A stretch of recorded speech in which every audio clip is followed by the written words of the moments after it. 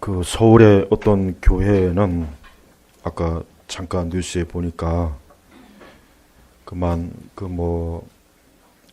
이번에 그 우한 폐렴 환자가 아마 거기에 지난주에 아마 그 참석해서 같이 밥을 먹고 그랬던 것 같아요. 그래서 이제 교회가 발칵 뒤집힌 겁니다. 그래서 뭐 급하게 소독을 하고 그랬는데 결국은 그 교회는 그날 그 주에는 이제 목회자 혼자 영상으로 설교를 녹화해서 결국 홈페이지에 올리는 것으로, 그래서 이제 교인들이 예배 자리에 참석하지 않도록 그렇게 한 것입니다. 교회 규모가 좀 크니까 이제 아마도 좀 불안했던 거죠. 혹시나도 이제 또 잘못해서 또 이제 그것이 또 퍼질까봐, 이제 교인들 간에 또 퍼질까봐, 그래서 이제 그렇게 어떻게 보면은 극단적인 조치죠. 주일날 예배를 이렇게 성도가 없이 목회자 혼자 강단에서 설교를 녹화한다는 것은 그런 아주 극단적인 조치입니다. 근데 저는 이런 생각을 해요. 물론 제가 그 교회를 정죄하는 건 아닙니다. 절대 그런 건 아니고 굳이 그럴 필요가 있겠나 싶어요.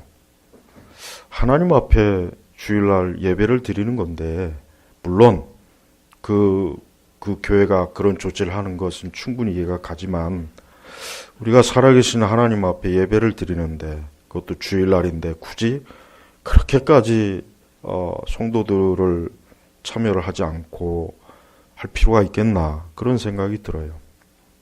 우리 성도들은 세상에 어떤 일이 있어도 두려워하면 안 됩니다. 어떤 일이 있어도 성도는 두려워하면 안 돼요. 왜 그런지 아십니까?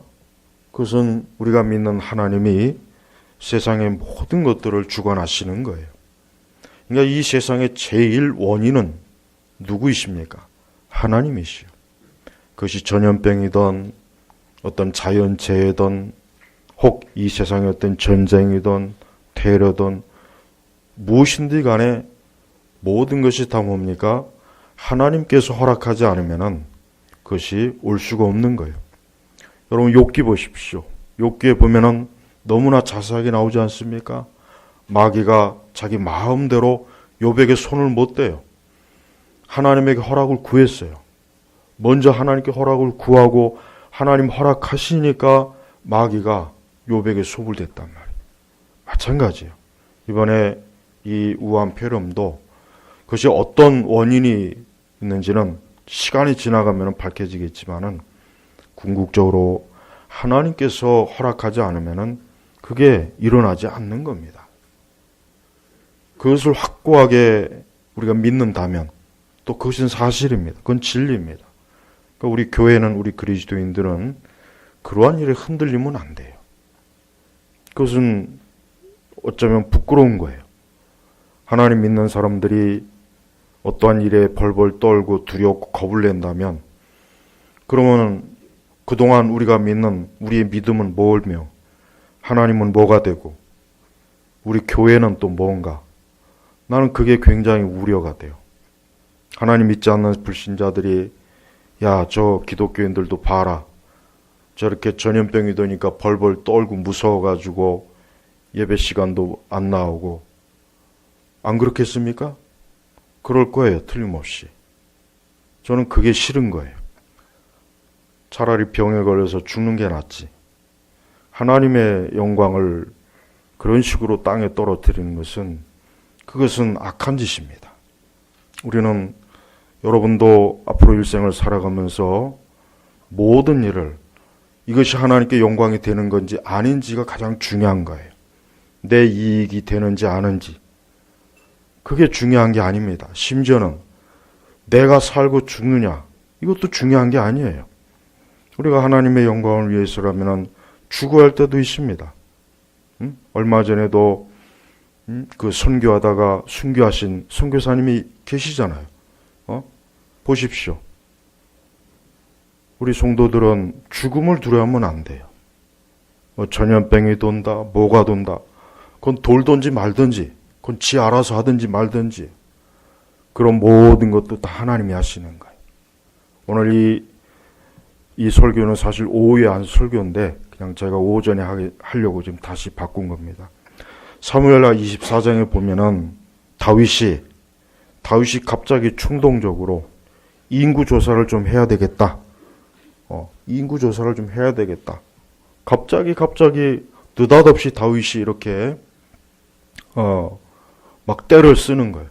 그래서 오죽하면은 그 요압이 말렸어요. 왕이시여, 이거는 하나님이 기뻐하는 게 아닙니다. 아니, 우리가 싸울 군인이 더 필요하면 하나님이 얼마든지 도우시고 더 보태는데 왜 굳이 이때 이렇게 인구 조사를 합니까? 그러니까 요압이 말렸단 말이에요. 말렸는데도 다윗이 아주 그냥 고집을 부리니까 그 요압과 그 신하들이 도저히 이길 수 없으니까 인구조사를 했어요. 인구조사를 했단 말이에요. 그럼 다윗이 왜 인구조사를 했는가? 그 이유가 뭡니까? 물론 성경에 여러 학자들의 견해가 있지만 가장 첫 번째 공통적인 견해는 다윗이 교만해진 거예요. 다윗이 이제 태평하고 안정되고 이제 별 문제가 없으니까 어디 한번 내가 다스리는 왕국이 얼마나 큰가, 얼마나 강한가 그걸 확인해 보고 싶었던 거예요. 그래서 갑자기 느닷없이 그러니까 여러분 24절 1절에 뭐라고 나옵니까? 여호와의 진노가 다시 이스라엘을 향하여 타올랐다. 그가 그들을 치기 위해 다윗을 부추겨서, 이게 역대상 21장에도 동일한 기사가 나오지만 이 말씀을 잘 이해됩니다. 하나님께서 다윗을 충동해서 죄를 짓게 한 게 아니라 이미 다윗이 뭡니까? 그 마음에 교만한 생각이 들어간 거예요. 그러니까 하나님께서 다윗을 안 되겠구나. 너가 지금 보니까 또 교만해졌구나. 너가 지금 너의 힘과 너의 권세를 지금 드러내고 싶어 하는구나. 그래서 하나님께서 다윗을 심판하려고 다윗이 하고자 하는 대로 내버려 둔 거예요. 내버려 둔 겁니다. 우리는 여기서 알 수 있는 게 뭐냐면 우리 사람은 절대로 하나님 앞에 교만하면 안 돼요. 여러분 이 세상은 보십시오. 그렇게 잘난 척하고 인간의 기술이 어쩌다 AI가 어쩌다 그렇게 요란을 떨고 호들갑을 떨더니 이번에 우한폐렴 한번 도니까 지금 전 세계가 공포예요. 공포. 지금 전 세계 수십 개 나라가 지금 중국인을 입국을 금지시켰어요. 우리나라는 뭐 제가 볼 때는 그럴 리가 없는 것 같아요. 사람들이 벌벌 떨어요. 중국 우한이라고 하는 그 도시 여러분 유튜브 영상 보셨죠? 텅 비었어요. 텅 비었어요. 사람이 없어요. 도로에 사람도 없고 차도 없습니다. 여러분 사람은 그 정도밖에 안 되는 거예요. 인간이 아무리 잘난 척을 하고 과학이 어떻고 의학이 어떻고 기술이 어떻고 아무리 잘해봐야 하나님께서 한번 이렇게 이 세상에 이러한 일들을 허용하시면은 사람들이 어떻습니까? 무서워하는 거예요. 벌벌 떠는 거예요. 죽을까봐. 응? 하지만 우리 성도들은 그러한 두려움과 공포를 가지면 안 됩니다. 왜 그렇습니까? 이 모든 것이 다 하나님이 하시는 거예요. 이게 성경적인 사실입니다. 이게 사실입니다. 억지로 어거지로 지금 끼워 맞추는 게 아니에요. 오늘 말씀을 보십시오. 다윗이 이러한 범죄를 저질렀어요. 근데 다윗이 나중에 이 백성의 수를 다 센 후에 그때 가서야 다윗의 마음이 가책을 받고, 그러니까 그 마음이 어때요? 아, 내가 잘못했구나. 내가 하나님 앞에 교만했구나. 내가 어리석었구나. 야, 내가 이거 하면 안 되는 죄악을 저질렀구나. 마음의 가책을 느낀 거예요. 그러면서 제가 행한 일로 큰 죄를 지었습니다. 죄를 깨달은 것입니다. 다윗이. 그때 하나님께서는 선지자 갓에게 너는 가서 다윗에게 3가지 중에 한 가지의 재앙을 택해라. 3가지의 재앙 중에 한 가지를 택해라 했는데 다윗이 곰곰이 생각해 보니까 뭘 택했습니까? 이 3번째. 혹은 왕의 땅에 사흘 동안 전염병이 돌게 하시겠습니까? 이걸 택한 거예요. 근데 이 사흘 동안 전염병이 돌아서 몇 명이 죽었습니까? 7만 명이 죽었어요. 7만 명. 저는 이런 생각을 해요.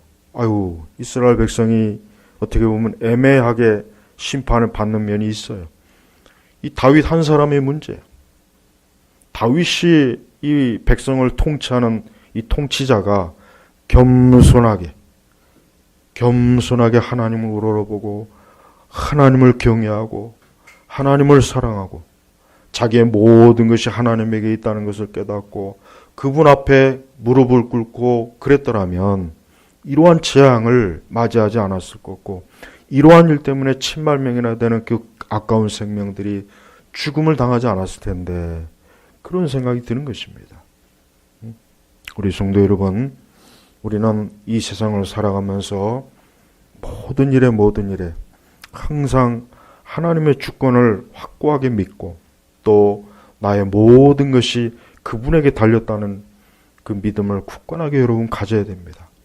그런 믿음이 사라지거나 자칫해가지고 우리 자신이 하나님을 잊어버리거나 하나님을 경외하지 않거나 하나님을 의지하지 않거나 하나님을 전적으로 기대하지 않는다면 우리 자신도 이 다윗과 똑같은 어리석고 악한 이 교만한 죄로 인해서 어때요? 우리도 하나님의 심판과 하나님의 채찍을 맞을 수 있다는 것을 우리가 알아야 됩니다. 우리는 지금 이 말씀을 통해서 이 땅에 있는 모든 것들을 통치하시는 분이 누구인가? 바로 살아계신 하나님께서 이 모든 걸 하시는 것을 말씀을 통해서 알 수가 있습니다. 하나님께서는 그 다윗이 선택한 대로 15절에 보니까 그러므로 여호와께서 그 아침부터 정한 때까지 이스라엘의 전염병을 보내시니 단에서부터 부엘세바까지 7만 명의 백성이 죽었다. 이게 전염병은 무서운 거예요.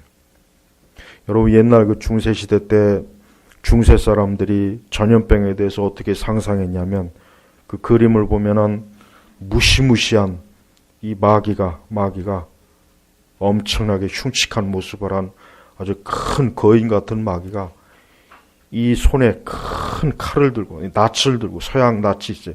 길게 뻗은 낯이 있어요.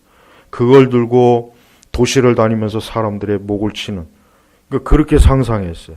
저는 그 사람들이 왜 그렇게 상상했을까 생각해 보니까 이런 말씀 때문에 그래요. 여기 보니까 뭐예요?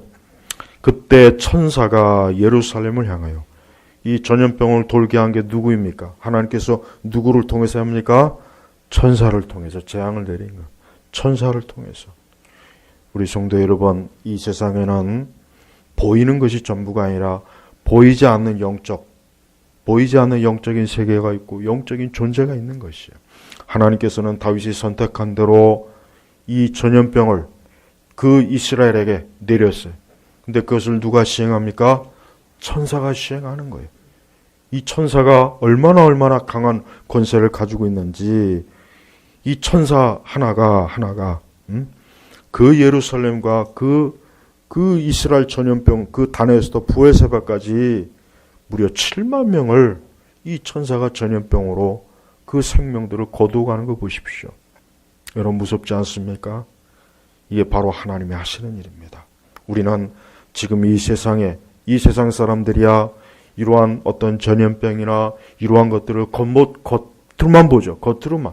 이걸 어떻게 할까? 큰일 났다. 이것이 도대체 어디서 발생했을까? 겉으로만 보길 것입니다. 그러나 우리는 이러한 말씀을 통해서 이 모든 것들이 다 하나님께서 이 땅에 죄를 심판하는 겁니다. 악을 심판하는 거예요. 저는 저 중국이 계속해서 시진핑이가 집권한 이후에 자꾸 교회를 핍박하고 우리 성도들을 핍박하고 우리 믿는 자들을 핍박하는 걸 볼 때마다 분명히 하나님께서 저기에 대해서 반드시 심판할 거다. 반드시 하나님께서 절대 그만 놔두지 않을 거다. 그런 생각을 했어요. 그 전에는 시진핑 이전에 그 집권자는 비록 기독교를 허용하지는 않았지만 그래도 기독교가 그래도 선교하는 일에 있어서 그렇게 크게 제한을 두진 않았어요. 그러니까 적어도 조선족 교회든 외국 선교사든 중국 그 교회든 간에 어떤 정치적인 문제만 일으키지 않으면은 가서 복음을 전하고 해도 그렇게 크게 문제 삼지 않았습니다. 저도 그때 중국에 몇 번 가서 그 한족 신학생들한테 강의하고 그랬잖아요. 그 시기에. 근데 그때 무슨 얘기를 했냐면 선교사님하고 야, 이제 중국이 앞으로 다음 시진핑이가 집권하면은 이제 기독교를 이제 공개적으로 허용하고 이제 신학교와 신학대학교도 중국에서 설립할 수 있도록 할 것이다. 이제 그런 얘기를 해요. 그래서 아, 그렇겠구나. 야, 더 좋아지겠구나. 근데 이건 웬걸? 오히려 시진핑이가 집권한 이후에 어떻게 됐습니까? 교회가 지금 굉장히 어려워요. 많은 선교사들이 추방당하죠.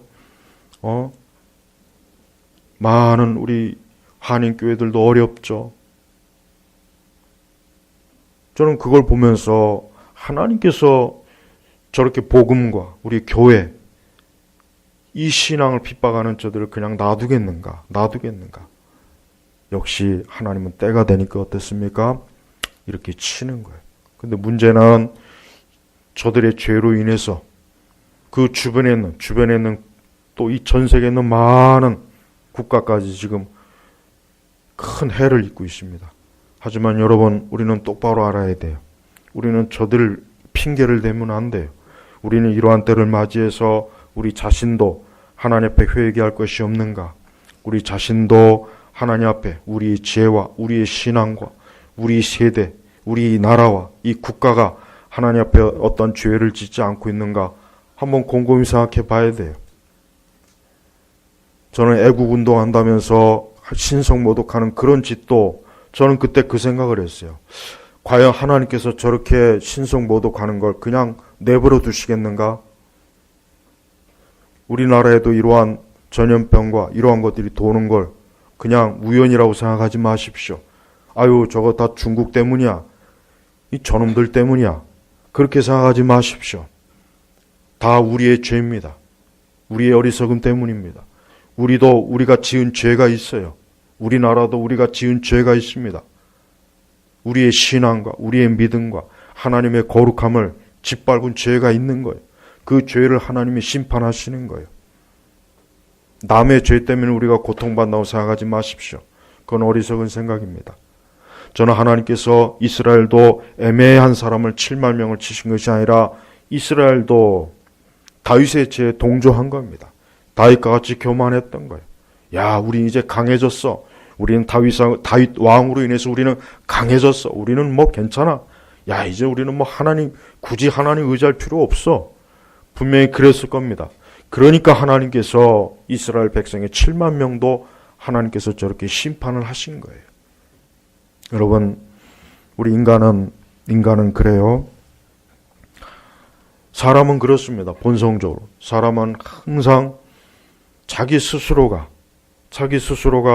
자기 자신을 책임지고 자기 자신이 번성할 수 있고 스스로 일어설 수 있고 스스로 자기 자신의 삶을 살 수 있다는 그런 자존감, 그런 자립심, 그런 자부심이 강해요. 이 사람이 본성이 그렇습니다. 그래서 할 수 있으면 하나님 의지하지 않으려고 그런 거예요. 우리 성도들은 그러한 죄성을 항상 주의해야 돼요. 여러분이 크든지 작든지 매사에 항상 하나님을 두려워하고 경외할 줄 알아야지. 조금이라도 그 마음이 하나님에게서 떠나서 내가 내 능력으로, 내 권세로, 내 영광으로 그렇게 되면 어떻게 되겠습니까? 반드시 하나님께서 그러한 교만과 그런 어리석음을, 그런 허영심을 하나님께서 반드시 책망하시고 심판하신다는 것을 절대 잊지 마시길 바랍니다. 다윗은 하나님 앞에 그래도 회개했습니다. 다윗이 하나님 앞에 회개한 것은 그나마 참 잘한 일이에요. 끝까지 만약에 다윗이 고집을 세웠더라면 더 많은 하나님의 진노와 재앙이 이스라엘에게 내렸을 거예요. 그러나 다윗은 회개했습니다. 자기가 잘못했구나. 아, 내가 하나님 앞에 잘못했구나. 내가 그릇 행했구나. 그렇습니다. 회개는 우리를 살리는 겁니다. 오히려 이러한 때 우리 성도들은 하나님 앞에 우리 자신과 이 국가가 지은 죄에 대해서 우리가 회개해야 돼요. 우리 하나님 앞에 우리가 지은 죄에 대해서 하나님 깊이 회개합니다. 용서를 구합니다. 이 민족과 이 백성들이 지은 죄가 너무 많습니다. 많죠. 이 동성애 퍼지죠. 어리석은 사상과 이념이 퍼지죠. 하나님을 모독하죠. 하나님을 모독하는데도 불구하고 거기에 대해서 제대로 말도 안 하죠. 이게 죄 아니겠습니까? 이게 바로 심판받을 죄 아니면 어떤 게 죄가 되겠습니까? 우리 제노바 교회 성도 여러분들은 올바른 생각하셔야 됩니다. 그릇된 생각하지 마십시오. 그릇된 데 휩쓸리지 마십시오. 하나님은 지금도 살아계십니다. 하나님 지금도 살아계셔서 이 땅에 있는 모든 것들을 주관하셔요. 선악간의 모든 걸 판단하십니다. 하나님은 악인의 죄를 낱낱이 보십니다. 하나님은 의로운 자의 것들을 다 보십니다. 그래서 하나님께서는 그 행한 대로, 그 심은 대로 하나님이 다 거두게 하시는 거예요. 우리는 이러한 하나님의 섭리를 잊으면 안 돼요. 하나님께서는 다윗이 하나님 앞에 회개했을 때 그래도 하나님께서는 긍휼을 베푸셨어요. 그래서 보니까 16절을 보니까 그때 천사가 예루살렘을 향하여 그의 손을 들어 멸하려 하였으나, 이때 만약에 하나님께서 멈추지 않았으면 예루살렘까지도 싹 하나님의 심판으로 얼마나 많은 사람들이 이 전염병으로 인해서 그 생명을 잃었겠어요. 그런데 하나님께서 어떻게 합니까? 여호와께서 이 재앙을 안타까워하시고 불쌍히 여기신 거예요. 긍휼히 여기신 거예요. 그 백성을 죽이는 천사에게 말씀하시기를 이제는 충분하니 내 손을 거두어라 하셨고, 자 보십시오. 모든 건 다 하나님의 손에서 나오는 거예요. 우리 성도들은 세상을 살아가면서 항상 이러한 하나님의 능력과 손을 기대십시오. 모든 일에 하나님의 손이 있는 거예요. 천사가 자기 마음대로 재앙의 칼을 휘두르는 게 아니에요. 하나님이 허락하시니까 휘두르고, 하나님 멈추라니까 어때요? 멈추는 거 보십시오. 우리는 특별히 이러한 재앙과 어려움일 때 하나님 앞에 기도해야 됩니다. 주여, 이것을 이제 멈추어 주십시오. 멈추어 주십시오. 이로 인해서 우리 믿는 성도들까지도 어려움을 당하고 고생을 하고 고통을 당합니다. 하나님 아버지, 이것을 멈추어 주십시오 하고 하나님 앞에 기도하고 회개해야 될 때입니다. 그게 우리가 지금 이 상황에서 해야 될 일입니다. 절대 겁이 나서 벌벌 떨고 죽지 않을까? 죽으면 어떻게 할까? 병에 걸리면 어떻게 할까? 그런 생각하지 마십시오. 그런 생각을 왜 합니까? 그런 생각보다는 그거는 저 믿지 않는 불신자들이 하는 생각이에요. 우리 성도들은 이 모든 것이 다 우리의 죄 때문이거나 우리가 지은 죄 때문에, 우리 시대가 하나님을 계속해서 하나님 말씀을 불순종하고 하나님 앞에 가증한 죄를 자꾸 저지르니까 하나님께서 심판하시는 것이다. 여러분, 그런 생각이 자연히 들지 않습니까? 그게 사실입니다. 여러분, 이 세상에 전쟁이나 자연재해나 전염병이나 이런 것들은 우연히 되는 게 아닙니다. 이 모든 것들은 다 뭡니까? 살아계신 하나님을 진노하게 하시는 거예요. 창세 이후로 가장 첫 번째 재앙이 뭡니까? 홍수 심판이잖아요. 창세 이후로 가장 첫 번째 재앙이 홍수 심판. 그럼 홍수 심판이 왜 일어났습니까? 한번 성경을 보십시오. 거기 뭐라 그랬냐면 그 시대 사람들이 생각하는 것이 다 악한 거예요. 다 악한 거예요. 하나님이 가만히 보시니까 그 노아 시대 사람들이 다 악한 거예요. 그 생각하는 것이 다 악한 거예요. 그러니까 하나님께서 홍수 심판으로 그 첫 번째 그 세상에 그 많은 사람들의 생명을 다 하나님께서 홍수 심판으로 멸하시고 노아의 가정만 딱 남겨놨어요. 노아는 그 시대 의인이었어요. 당대 의인이었어요. 노아만 하나님을 경외한 거예요. 노아의 가족만 하나님을 경외한 거예요. 한번 생각해 보십시오. 노아가 얼마나 힘들었겠어요. 온통 주변에는 불신자들이요, 하나님을 모독하고 죄를 즐기고 온통 주변이 그럴 때 노아는 자신의 순전한 믿음을 끝까지 지킨 거예요. 그래서 노아는 의인입니다. 우리도 그렇습니다. 우리도 지금 이 세상이 아무리 불신앙적이고 아무리 죄를 많이 짓고 아무리 악해져도 우리 자신이 어때요? 노아와 같이 거룩한 믿음을 지키고 하나님을 경외하는 사람으로 굳건하게 서야 됩니다. 우리는 우리 주변의 이 세상에 휩쓸리면 안 됩니다. 우리는 이 주변의 이 시대의 죄악에 휩쓸리거나 거기에 넘어간다는 것은 우리가 노아와 다른 길로 가는 것입니다. 소돔과 고모라를 보십시오. 소돔과 고모라도 왜 하나님께서 불과 유황으로 왜 심판했습니까? 거기도 죄가 간영한 거예요. 죄가 찬 거예요. 거기도 역시 뭡니까? 악이 가득한 거예요. 그래서 하나님께서 때가 되니까 거기도 불과 유황으로 심판했습니다. 거기서 롯 가족만 겨우겨우, 그것도 롯 때문에 거기서 하나님께서 천사를 보내서 끄집어냈죠. 근데 롯의 처는 뒤를 돌아보다가 소금 기둥이 됐고 겨우겨우 롯과 그 두 딸만 그 소돔과 고모라에서 하나님의 은혜로 그래도 건짐을 받은 겁니다. 여러분 마지막 때도 그럴 것입니다. 여러분 이 세상의 마지막 때도 어떻게 되겠습니까? 이 세상 마지막 때도 결국 소돔과 고모라 같을 거예요.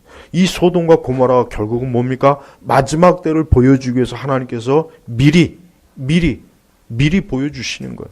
마지막 때도 이럴 것이다 이거예요. 우리는 성경에 명확하게 그런 말씀이 있음에도 불구하고 우리는 얼마나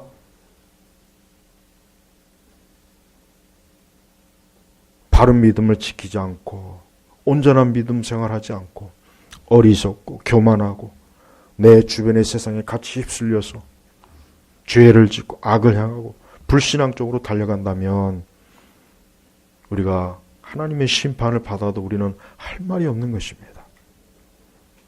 저는 이 사무엘하 24장의 말씀을 보면서 하나님께서 지금도 여전히 이 땅의 모든 것들을 이와 같은 섭리와 이와 같은 심판으로 하나님께서 세상을 통치하신다는 것을 더욱 확신할 수가 있었어요. 지금도 이 세상은 사람이 다스리는 게 아닙니다. 국가가 다스리는 게 아닙니다. 어떤 왕이나 정치가나 군인이 다스리는 게 아닙니다. 어떤 학자가 다스리는 게 아닙니다. 살아계신 하나님께서 이 세상의 모든 걸 주관하시는 거예요. 그 하나님께서 손을 한번 대니까 사람들이 벌벌 떨어요. 그 앞에서 맥을 못 쳐요. 국가도 휘청거려요. 사회도 휘청거려요. 그렇게 멋있고 그렇게 똑똑하고 그렇게 대단한 모든 것들이 이 재앙 앞에서 어때요?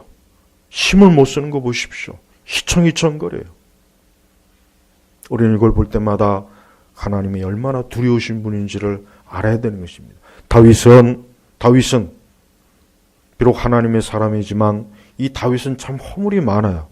제가 이 성경을 보면서 이 특별히 구약 성경에 성경 전체에서 하나님의 사람들을 보면은 제가 볼 땐 다윗이 제일 허물이 많아요. 제일 허물이 많아요. 살인 교사도 했죠. 간음도 했죠. 이렇게 하나님 앞에 그냥 교만. 근데 하나님께서 이 다윗을 왜 이렇게 하나님 마음에 합한 사람이라고 했을까 보면은 가장 그 다윗의 특징이 뭐냐면 회개를 특별히 잘합니다. 다윗은. 이 성경에서 다윗만큼 회개를 절실하게 한 사람이 사실 없어요. 물론 다른 하나님의 사람도 다 회개했지만 근데 이 성경은 유난히 다윗의 회개를 가장 집중적으로 많이 다뤄요. 그래서 시편 51편 보면은 거기서 다윗의 회개의 끝이죠. 얼마나 다윗이 하나님 앞에 깊이 회개했는지 그 시편 51편에는 이 다윗의 회개의 심령이 너무나 잘 드러나요. 우리 성도 여러분도 제발 신앙생활 하면서 항상 회개를 중요하게 여기십시오. 우리는 때때로 신앙생활 하다 보면은 회개를 잘 안 해요. 회개를 하지 않습니다. 내가 뭐가 회개할 게 있어? 나 별로 회개할 거 없는데 잘 회개하지 않아요. 그냥 의례적인 회개는 하겠죠. 아유 주여 죄를 졌습니다. 잘못했습니다. 그러나 우리가 정말 이 가슴을 찢는 이 마음을 찢는 이 시편 51편의 말씀처럼 우리의 심정을 찢으면서 하나님 앞에 회개하고 있는지 한번 여러분 생각해 보십시오. 우리는 회개할 게 많습니다. 우리가 얼마나 불신앙적입니까? 우리도 얼마나 교만합니까? 우리 안에 얼마나 사랑이 없습니까? 우리 안에 얼마나 하나님의 교회를 사랑하지 않습니까? 우리가 얼마나 하나님을 존중합니까? 우리가 얼마나 하나님의 말씀에 두려움에 그 앞에서 벌벌 떱니까? 그냥 늘 의례적으로, 그냥 습관적으로, 그냥 어제나 오늘이나 내일이나 늘 그렇듯이 그냥 아무 일 없다는 듯이 우리가 하나님 앞에 나오지 않습니까? 그걸 회개해야 되는 것입니다. 진정 하나님을 경외하고 사랑하는 마음이 없이 그저 율법주의적으로 습관적으로 형식적으로 신앙생활 한다면 그것만 갖고도 우리는 굉장히 큰 죄를 지은 것입니다. 다윗은 자신의 성공, 자신의 강함, 자신의 그 권능을 하나님보다 크게 여겼던 거예요. 그러니까 굳이 하지 않아도 될 그 인구조사를 왜 했는가? 또 다윗은 인구조사를 할 때 하나님 말씀에 불순종했어요. 출애굽기 30장 12절 16절에 보면은 하나님께서 분명히 율법에 인구조사를 할 때는 반드시 속전을 바쳐야 된다고 했는데 여기 보십시오. 하나님 앞에 속전을 바치지도 않았어요. 그러니까 얼마나 다윗이 기고만장했는지 알죠. 예. 분명히 인구조사를 할 때는 속전을 바쳐라. 남녀노소 반드시 20세 이상에 해당되는 사람은 다 속전을 바치라고 분명히 출애굽기 30장 12절 이후부터 나왔는데도 불구하고 어때요? 없잖아요. 그러니까 다윗이 얼마나 건방지고 오만하고 교만하고 하나님 머리 끝에 올라가고 마치 자기가 왕인, 자기가 하나님인 것처럼 행사한 거예요. 그 자리에 하나님이 앉히셨는데 그 왕의 권세를 하나님이 주셨는데 그 하나님이 어느 날 안 보이는 거예요. 하나님이 저 아래 보이는 거예요. 신앙생활 중에 가장 안 좋은 게 교만입니다. 교만. 내가 제일 잘났고 다른 사람은 다 보잘것없고 다른 사람 하는 건 다 눈에 안 차고 성에 안 차고 심지어는 목사님도 형편없어 보이고 집사님도 형편없어 보이고 내가 이 교회에서 제일인 것 같아. 내가 제일 신앙생활 잘하는 것 같아. 모든 게 다 보잘것없어. 이게 교만입니다. 교만. 여러분 이런 교만이 얼마나 수시로 들어온지 몰라요. 예. 여러분 어떤 면에서든지 다른 것보다 다른 거 어떤 죄보다 교만한 죄는 짓지 마십시오. 다른 거 어떤 죄보다 교만한 죄는 짓지 마십시오. 겸손하십시오. 하나님 두려워하십시오. 지금 내가 이렇게 있는 것 자체가 하나님의 은혜예요. 하나님께서 나에게 이러한 은혜를 주시지 않았으면 내가 숨 쉴 수가 없습니다. 내가 걸어 다닐 수도 없습니다. 누울 수도 없어요. 잠을 잘 수도 없어요. 눈 하나 깜빡깜빡 할 수 없어요. 어떤 중환자실에 있는 사람은 이 눈 깜빡이는 것도 못 하더라고요. 그것도 해줘야 돼요. 옆 사람이. 보호자가. 그래서 사람이 자기 눈 하나 깜빡하는 것도 하나님의 허락이 없으면 안 되는 겁니다. 우리 칼빈주의 신앙의 핵심이 뭡니까? 하나님의 주권이잖아요. 머리끝부터 발끝까지 하나님이 주인이에요. 모든 게 다 하나님의 주인이고 내 생명, 내 영혼, 내 현세와 내세 모든 게 다 하나님께서 잡고 있는 거예요. 그러니까 우리는 그 앞에 두려워해야 됩니다. 그 앞에서 무릎을 꿇어야 되는 거예요. 겸손한 마음을 가져야 돼요. 그게 하나님 기뻐하는 거예요. 다윗은 그만 한순간에 그 교만의 자리에 올랐다가 본인도 그렇지만 그 자기가 통치하는 이스라엘 왕국에까지 이 얼마나 큰 재앙을 이렇게 끌어들인 거 보십시오. 이게 다 뭡니까? 하나님을 우습게 여긴 대가가 이렇게 되는 거예요. 점점 갈수록 여러분 우리 한국 사회와 이 나라에 우리 기독교 신앙이 자꾸 쇠퇴해요. 자꾸 기독교 신앙도 쇠퇴하고 교회는 자꾸 바른 그 믿음의 진리에서 점점 더 많이 이탈합니다. 점점 더 많이 이탈해요. 저는 그게 굉장히 우려스럽습니다. 그 결과가 지금 이런 일이 벌어지는 거예요. 바로 그런 것 때문에 이런 정치적으로 어둡고 경제적으로도 어둡고 사회적으로 어둡고 이제는 하다 못해 이제는 이런 전염병까지도 이 사회를 뒤흔드는 거 보십시오. 이건 우연이 아닙니다. 이거는 정치를 잘못해서 그래. 의료보건체계가 잘못해서 그래. 저 중국 사람들 때문에 그래. 아니에요, 아니에요. 그건 2차적인 거예요. 그건 2차고 가장 1차적인 게 뭡니까? 원인이 뭡니까? 하나님을 경외하지 않기 때문에 그래요. 하나님 앞에 죄를 지니까. 하나님 앞에 악을 행하니까. 이 세상과 이 세대가 자꾸 여러분 호주의 그 엄청난 불 때문에 지금도 계속 지금 진행 중이라는 거 알고 있어요. 제가 이런 말하기는 좀 그렇지만 호주도 그 동성애가 얼마나 여러분 거기가 지독한지 압니까? 보통이 아니에요. 거기도 동성애 축제하면 유명해요. 그런 거 볼 때마다 한때는 호주가 영연방 국가이기 때문에 기독교가 그래도 왕성하던 곳인데 저희가 1960년대 이후로 호주는 이 기독교 신앙이 계속해서 쇠퇴했어요. 1960년대 이후로 계속 쇠퇴한 거예요. 하나님께서 그렇게 좋은 자연을 주셨잖아요. 호주는 굉장히 자연이 좋다고 하더라고요. 거기 가본 사람들은 그냥 여기가 천국이 아닌가 그런 생각을 한대요. 근데 보십시오. 불로 싹 태우니까 진짜 황량하더라고요. 너무 황량해요. 하나님이 좋은 걸 주셨으면 감사해야 되는데 하나님이 좋은 걸 주셨으면 이게 다 하나님의 은혜구나. 이게 하나님의 사랑이구나. 내가 더 하나님 사랑해야지. 더 잘 섬겨야지. 내가 이렇게 좋은 걸 하나님이 좋은 환경 주셨으니까 더 거룩하고 경건하게 하나님 믿어야지. 이래야 되는데 이러지 않고 오히려 죄를 짓고 악을 행하고 방탕하고 어리석은 길로 가고 그러니까 하나님께서 어떻게 합니까? 안 되겠구나. 내가 너에게 준 좋은 것들을 거두리라. 거두는 거예요. 세상은 이런 생각을 못해요.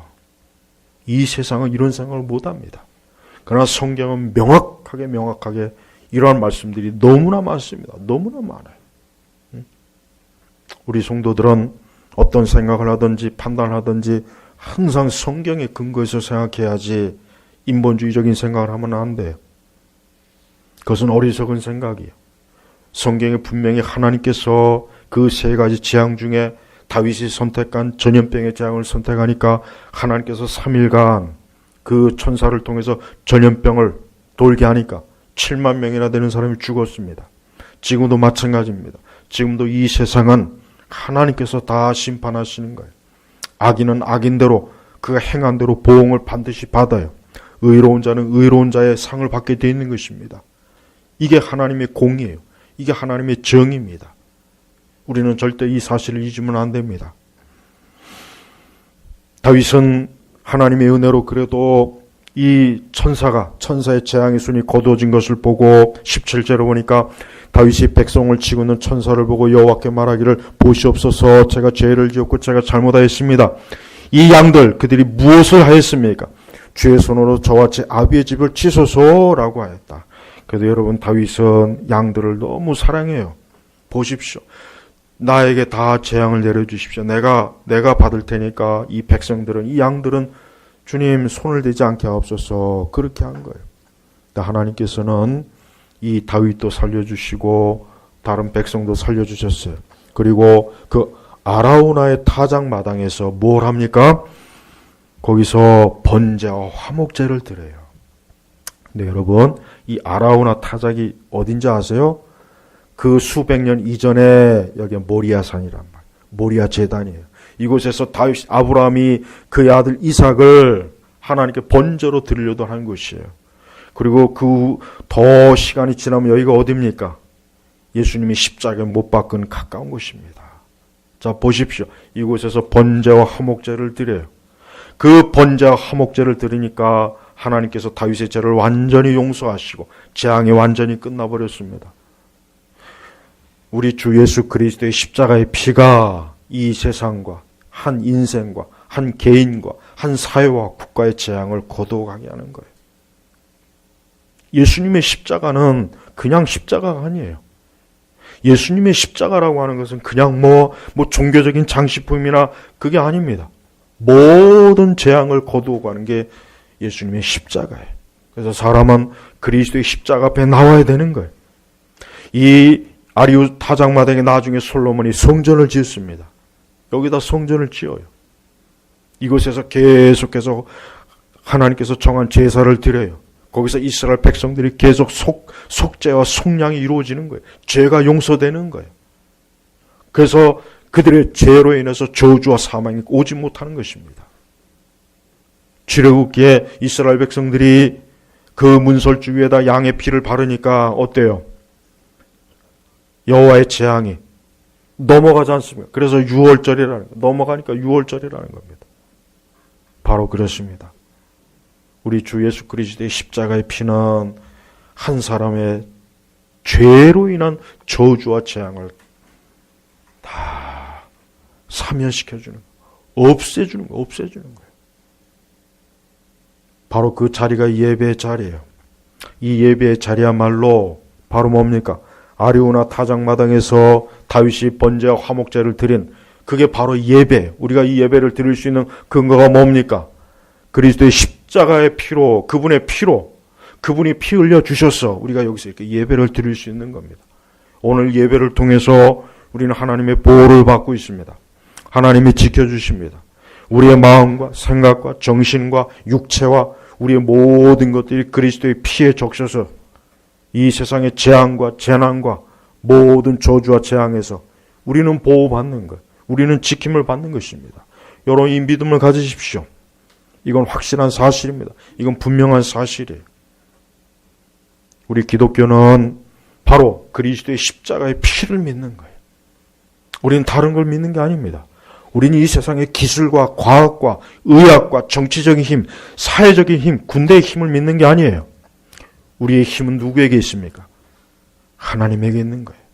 십자가에 있는 것입니다. 그래서 교회는 그 십자가를, 그 십자가의 피를 굳게 높이는 거예요. 이게 교회의 힘이에요. 여러분, 재앙을 두려워하지 마십시오. 앞으로 이게 또 어떻게 진행될지라도 두려워하지 마십시오. 여러분이 그리스도의 십자가 안에 있는 한 아무것도 염려할 게 없어요. 언젠가는 이 세대의 모든 사람들이 다 죽을 겁니다. 다 죽음의 계곡을 넘어갈 겁니다. 그때 그들을 누가 구원하겠습니까? 누가 그들을 보호하고 누가 그들을 영생으로 인도하겠습니까? 그들 자신이 아닙니다. 국가가 아닙니다. 사회가 아닙니다. 기술과 지식이 아닙니다. 오직 하나님의 아들 예수 그리스도만이 그를 그 사망의 음침한 골짜기에서 보호해서 그를 영원한 영생으로 이끄는 것입니다. 우리 성도 여러분, 여러분의 마음속에 두려움과 염려가 일 때마다 그리스도의 십자가, 그걸 생각하십시오. 이 아리오나 타작마당에서 하나님께 드린 이 번제와 화목제를 생각하십시오. 나를 위해서 주님이 죽으셨고 나를 위해서 십자가에서 피 흘리신 예수 그리스도를 생각하시면 어떠한 염려와 어떠한 두려움도 다 이겨낼 수 있습니다. 왜 그렇습니까? 그 십자가가 우리를 보호하는 겁니다. 우리를 지켜주는 겁니다. 우리를 영원한 영생으로 인도해 주는 것입니다. 오늘 이 사무엘 24장은 오늘 우리 신약교회 성도들에게도 그리스도의 십자가, 그리스도의 그 권능과 영광이 그대로 드러난 걸 보여줍니다. 그래서 25절 같이 읽겠습니다. 그곳에 다윗이 여호와를 위하여 제단을 쌓고 번제와 화목제를 드렸다. 그때 여호와께서 그 땅을 위한 기도를 들으시니 이스라엘 위에 내렸던 재앙이 그쳤다. 재앙이 그쳤다. 왜 재앙이 그쳤습니까? 번제와 화목제요. 이 번제와 화목제는 뭡니까?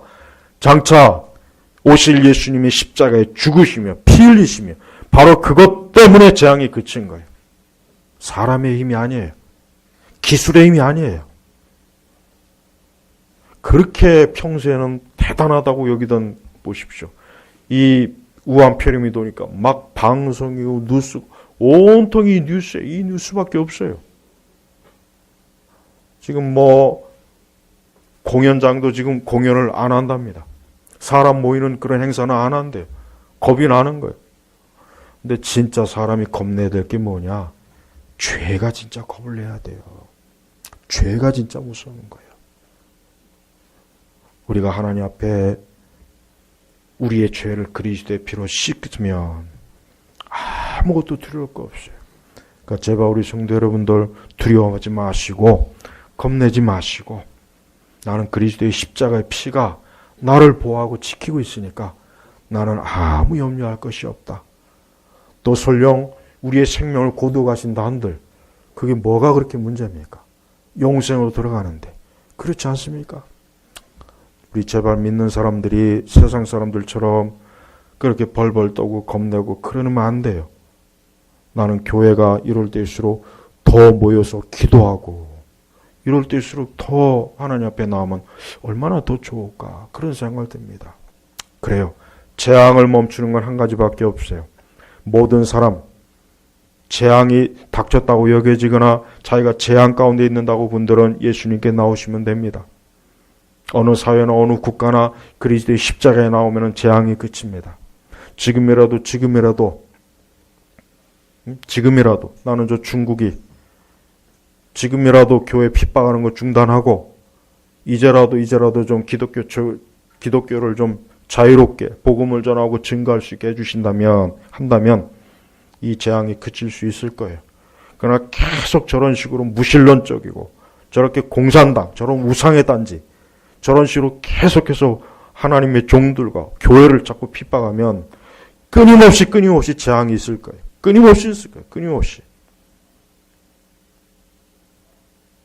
하나님을 멸시하거나 우습게 여기는 한 개인이든 사회든 국가든 살아난 예가 없습니다.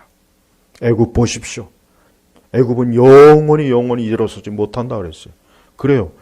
그렇게 하나님을 대항하고 이스라엘 백성들을 대항하더니 끝끝내 이집트는 못 일어납니다. 주님 오시는 그날까지 이집트 못 일어나요. 오늘 우리 제나바교회 성도 여러분, 여러분들의 인생과 삶을 오직 주 예수 그리스도 앞에 더 깊이 더 가까이 나오시고 그분의 십자가의 피에 숨어 있으면 아무 문제가 없다는 것을 오늘 이 말씀을 통해서 확신을 가지시길 주 예수의 이름으로 축복합니다. 기도하겠습니다. 하나님 아버지 감사합니다. 오늘 이 시간에도 우리 주님이 주신 말씀을 통해서 주여 우리 주 예수 그리스도의 십자가로 인하여 모든 재앙이 그치고 저주가 떠나고 새롭게 되어지고 온전하게 되어지는 것을 알게 되었습니다. 우리 특별히 제나교회 모든 성도들이 오늘 말씀을 굳건하게 확고하게 확신하며 우리 주 예수님만의 굳건하게 믿음으로 서게 하여 주옵소서. 예수님의 이름으로 기도 올렸습니다. 아멘.